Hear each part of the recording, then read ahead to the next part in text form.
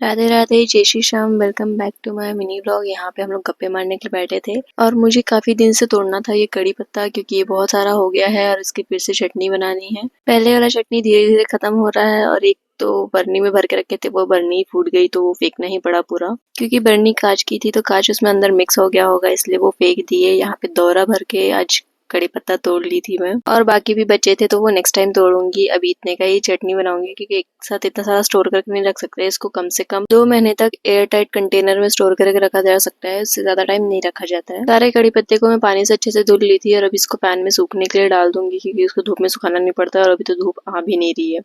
फिर मैं पपीता काट के मौसी के साथ खाने बैठ गई थी। मौसी वैसे तो ज्यादा फ्रूट्स खाती नहीं, लेकिन पपीता खाने के लिए हाँ बोल दी थी। और मम्मी और मौसी अपने बचपन की स्टोरीज बता रही थी, किस किस चीज पे वो लोग लड़ते थे सारे भाई बहन। अभी जो टॉपिक बताए थे लड़ाई का, उसमें उनका अमरूद की गाछ पर लड़ाई हुआ था।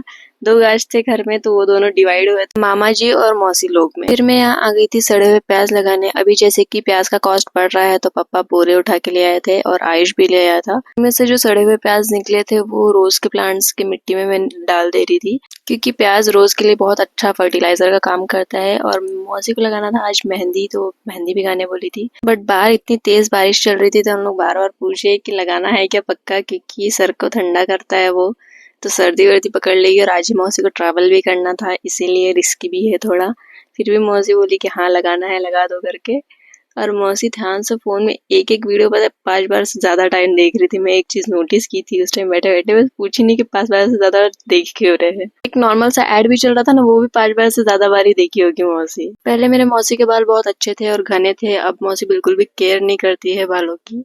और आज मुझे बनाना था वड़ा पाव। मम्मी बोली थी समोसा बनाने के लिए, मम्मी आलू उबाल कर रख दी थी सुबह ही और समोसा बनाने बोली थी। बट मुझे समोसा ज्यादा पसंद नहीं है, वो खा के ही मुझे टेस्ट एकदम खराब हो जाता है मेरे मुंह का।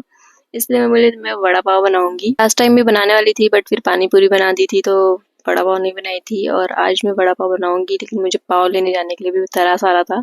आलू का फिलिंग रेडी हो गया था, उसको ठंडा करने के लिए रख दी थी। उसके बाद मैं बना ली थी चटनी, और उसमें जो सूखा वाला चटनी रहता है वो पता नहीं मेरे घर वाले किस हिसाब से डाल के खाए थे, क्योंकि वो ज्यादा नहीं डालना पड़ता है, थोड़ा सा ही डालते हैं। और ये लोग शायद ज्यादा डाल लिए थे, इसलिए मुझे बोल रहे थे नमक बहुत तेज हो गया है। ये है वड़ा पाव का वड़ा, और फिर है ये लहसुन की चटनी, और ये है धनिया पत्ता की चटनी। बहुत गर्म तवे पे मैं एकदम से पाव रख दी थी तो पाव का मुंह का कलर ही चेंज हो गया था, काला काला हो गया था।